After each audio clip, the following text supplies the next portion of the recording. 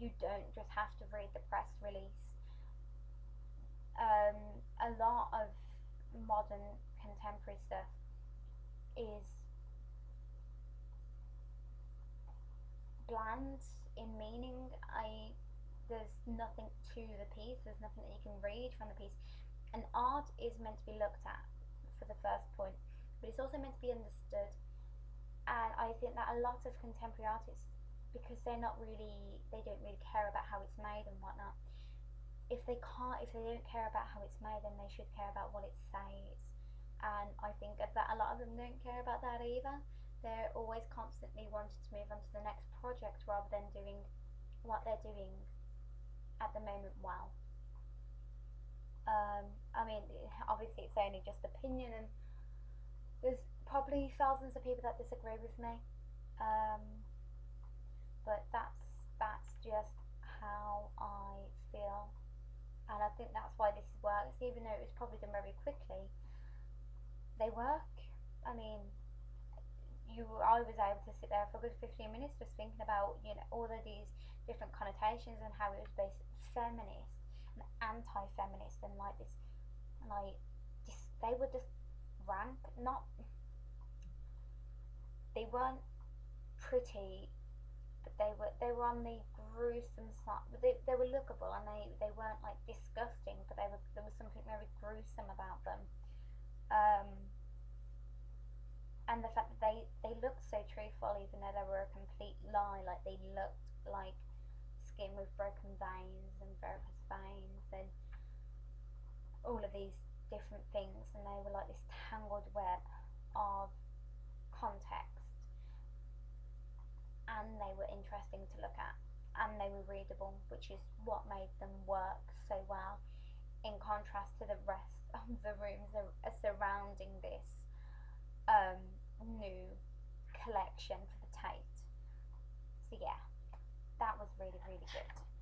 People should go and see that section just for the Sarah Lucas pieces.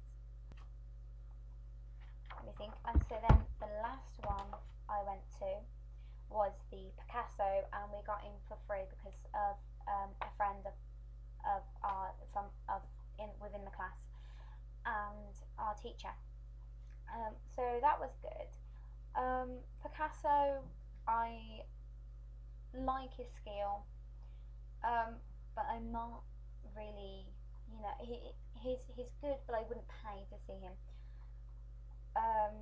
Just because the biggest paintings that they have there, you've already seen them. They're here, there, and everywhere. His earlier work is exquisite. My favourite rooms were probably the first couple of rooms where it showed his etching and his dry point etching, which I wish I could do etching. I can't do etching. Yeah, which is just exquisite, like just utter perfection. And you can kind of, even from the early days, see his movement towards like these cubist futurist kind of postmodernism. Just you can already see the inner workings of his genius. They were amazing. And a few of his paintings, the lesser well known ones, and it was really nice to have to kind of see all the different faces and stuff within his portrait work. I prefer the lesser known pieces to the better known pieces. Yeah, the Free Dancers. Yeah, not my favourite. Don't really like them. Just because they're not finished. I think, especially when you do like abstraction or, you know, um, I think it has to be very, very clean, and it looked like halfway down the legs it got bored and just like washed it down. I was like, oh, I don't want to mix any more paint and whatnot. Um, but there is a very high skill in the curation of the images.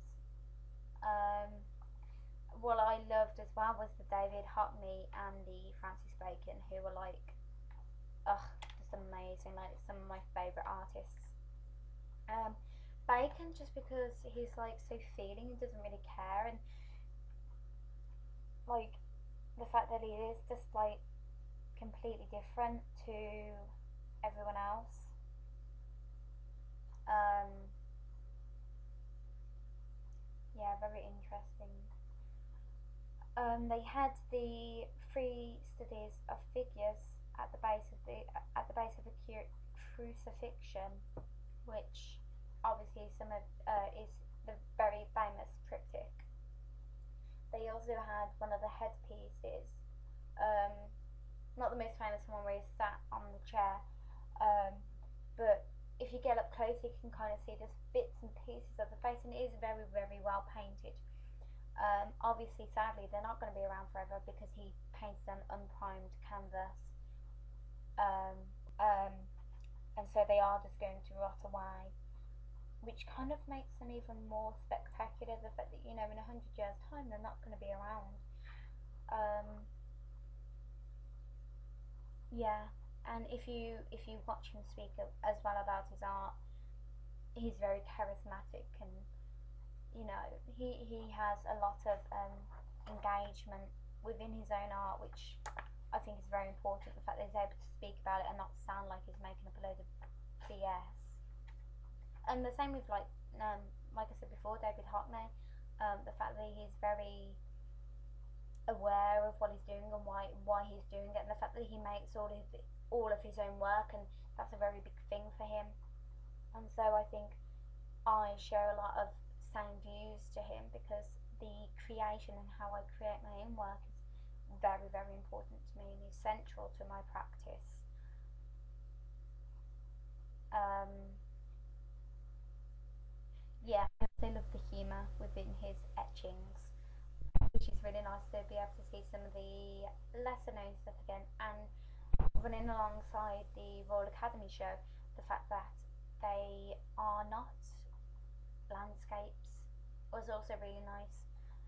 It's quite funny because then you almost understand his age as well. Like it's like, oh, yeah. So that was really interesting. They also had like a lot of they had like Henry Moore, with sculptures were absolutely beautiful. Just for their really, really clean lines. Duncan Grant, nah, yeah. Again, it's just a finish that I didn't like. The images were beautiful, but Graham Sutherland's The Crucifixion 1946, which is it's actually really painful new depiction of the crucifixion, which you don't really see it a lot in modern art, so that in itself makes it quite interesting. Yeah, so it was actually like really, really good, and people should go and see it. I mean, go and see if you like Picasso. If you're Yeah, and if you don't, I doubt it will change your mind about him. It's not the most. I mean, I wasn't awed by it, and that's probably because you've seen a lot of his work in different places before. And within the Tates, there are better shows at the moment. They seem to have a lot of very, very good shows on. But yeah, it wouldn't be a waste of time if you were at the Tate Britain to go and see the Picasso. So, but I wouldn't have paid to see it. Yeah, so that's about it. Final point. Let me think.